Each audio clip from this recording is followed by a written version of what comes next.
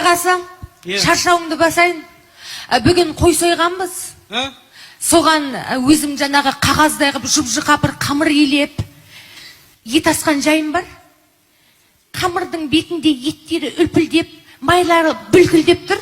Келіңіз, бірге желік. Мендегі ынтық жүрек сізге жерік. Еттерінен жеңіз, теріп-теріп, майлары аузыңызда еріп-еріп, өпшің жеңіз, періп-періп.